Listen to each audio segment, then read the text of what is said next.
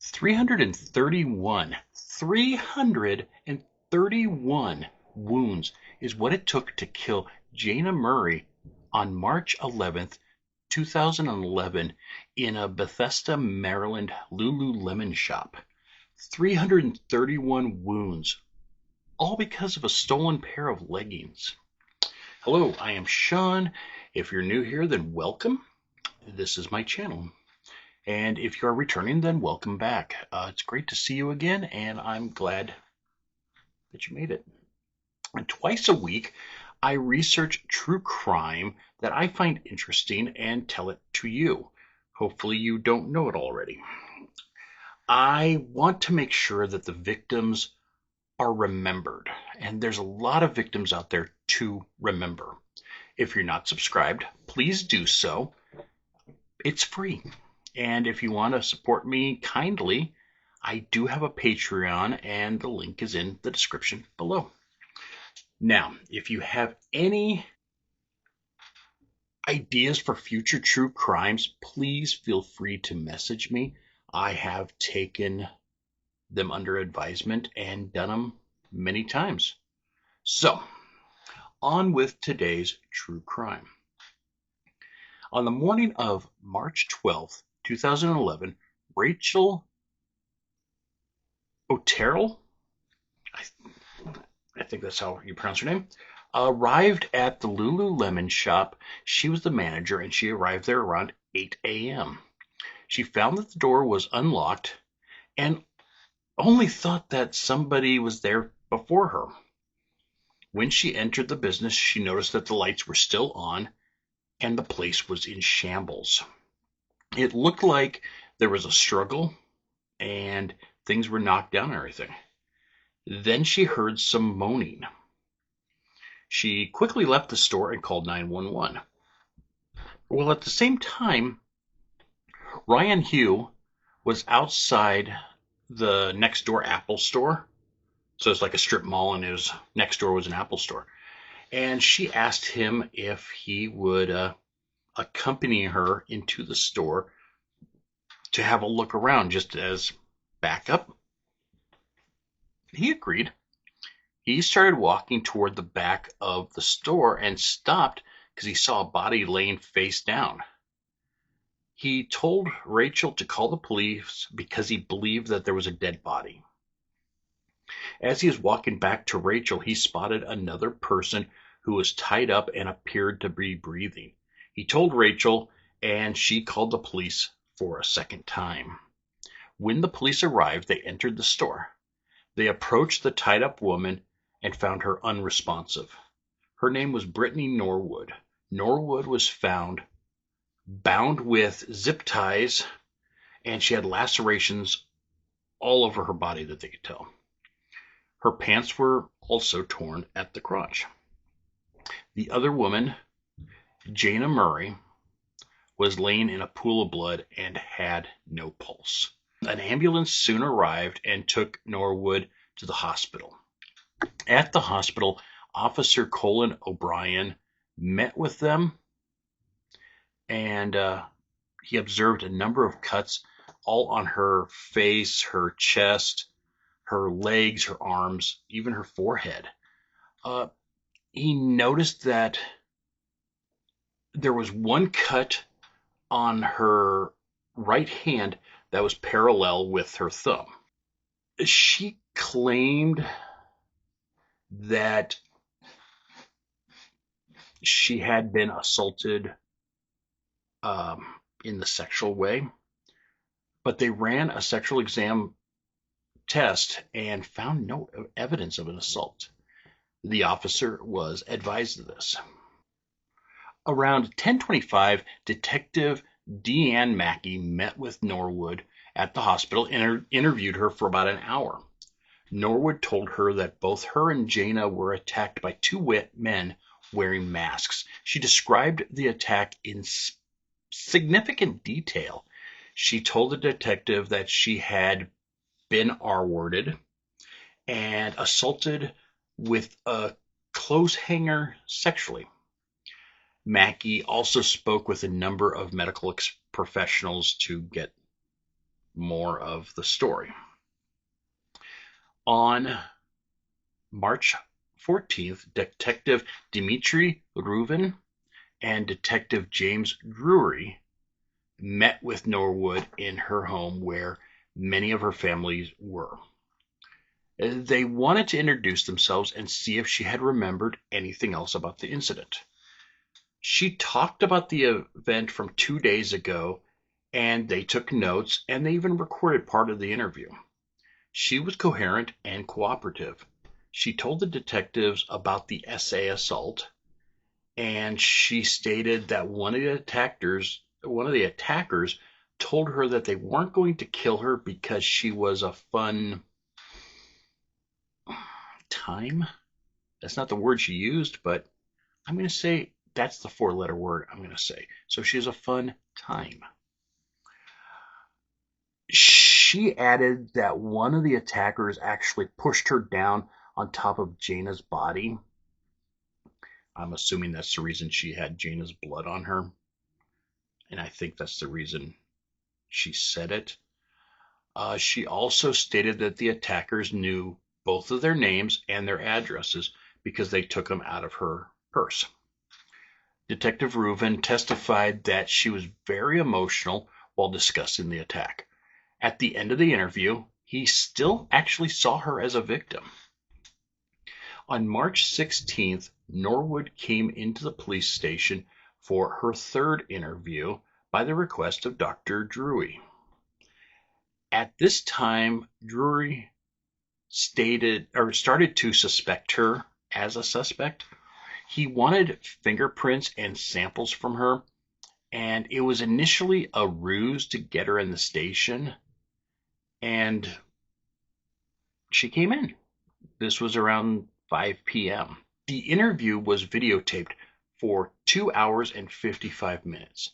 The first hour, she just talked informally with the detectives while waiting for the text to get there. She then described her assailants. The detectives asked her if she knew what type of car Jayna drove, and Norwood said she had no idea. After giving her samples, she left the station. The following day, Norwood's brother and sister, Chris and Marissa Norwood, contacted the detectives via phone. They told them that Norwood had been withholding some information because she was scared of her attackers. They told them that she was forced to move Jayna's car. Marissa asked if she could have another interview, and they scheduled it for March 18th at 10 a.m. March 18th came, and Norwood arrived at the station with her siblings. She went back to the interview room with Detectives Drury and Reuven. Norwood discussed her future plans to move back to Seattle with her brother, but was concerned about being able to be reachable by the police during the investigations. She then started talking about why she was there.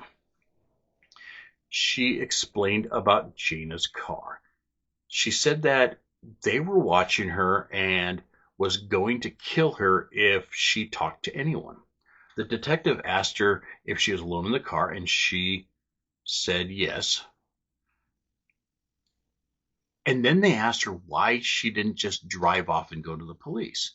She stated that she was afraid for her life and that the suspects knew her address, so she didn't see the reason that she should drive off. The detectives continued asking more questions, and then she said, "We've been over this."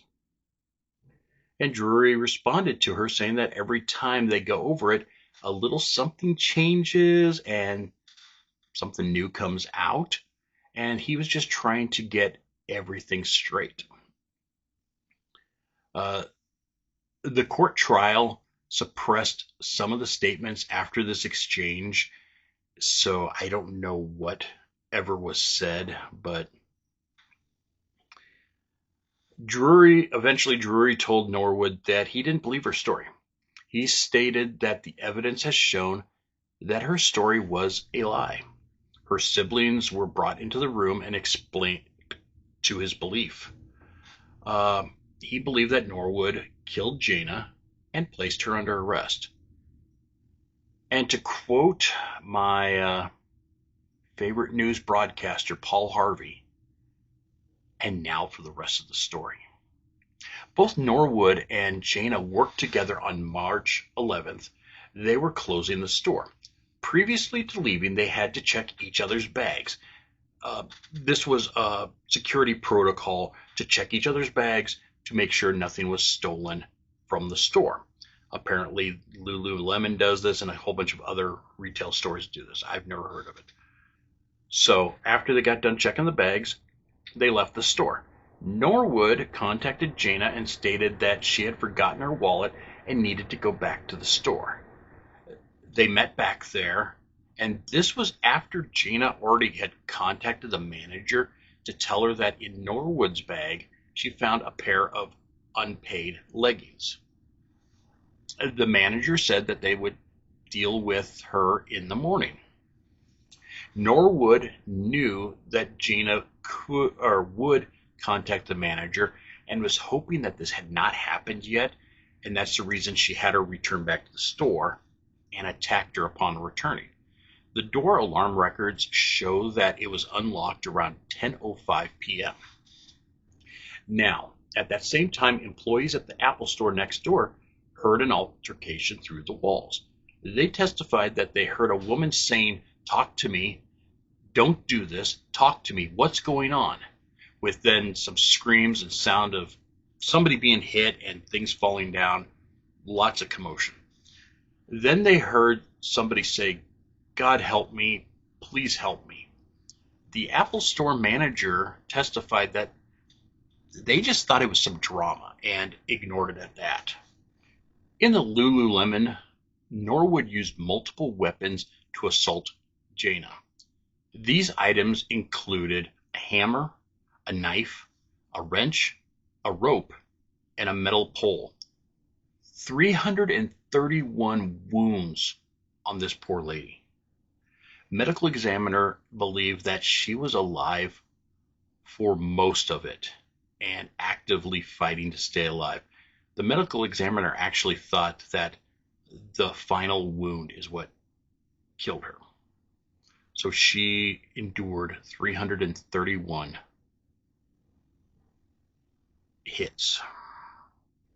She suffered a number of stab wounds, skull fractures, and even a severed spinal cord, which the medical examiner assumes or thinks that that was the last one, and that's what killed her. This poor woman, Jayna Murray, went through hell for a pair of leggings. After she died, Norwood set the stage. She made the store a disarray, like there was a huge struggle. She threw things around. She also took a pair of men's size 14 shoes and walked around the crime scene making bloody footprints all over. But none of these footprints ever left the building. And unfortunate for her, but fortunate for the police, her footprints were all over the place too. And stupidly, she just left those men's shoes in the store where they found them. So unless the person wore those shoes and then took them off before they left, which doesn't seem very likely. Even though she said that it had happened, there was no evidence that either woman was assaulted in a sexual manner. Also, Jayna's car was moved a ways away from the store, like 3 blocks away from the store. Inside, it contained Norwood's blood and Jayna's blood. So the reason she said that she was pushed on top of Jayna's body, because blood transfer. I mean, she did have answers for that. But why she didn't run with the car is the reason they really started suspecting her Lastly, it was determined that Norwood had inflicted the wounds on herself. So all the wounds that she had was self-inflicted wounds. A forensic expert stated that the blood on Norwood's face had dripped straight down. So it was like dried blood straight down her face, as if she had been standing upwards for hours while it was bleeding. And if she had been laying down like she was found, the blood would have been going a different direction. And they found that extremely suspicious. So she was charged with one count of first-degree murder. No other charges, just one count of first-degree murder. Her trial was at the end of October and early November of 2011. It lasted for 8 days. At court, the jury was submitted with charges of first-degree premeditated murder, and the jury found her guilty. She was sentenced on January 27, 2012 to life in prison without the possibility of parole. She has attempted to appeal it in 2014, but lost the appeal in 2015, and the courts affirmed that her conviction, citing overwhelming guilt on her part. Jayna Murray had just turned 30 before her vicious death. She was in the process of finishing her MBA at Johns Hopkins Carey Business School. She had previously gotten a BS in International Marketing and Business. Also, she had a Master's of the Arts in Public and Media Relations. Apparently, she was a skilled dancer as well as a sporty woman. She played volleyball and had just gone bungee jumping for the first time for her birthday. She was a daughter. She was a friend. And many people miss her and love her dearly. I'm not sure how much a pair of leggings cost back then, but today's price is around $100 at Lululemon's. It's not worth 2 lives. Thank you for watching. If you're not subscribed, please do so. Be good to yourself. Be good to others. I love you all. See you next time. Bye.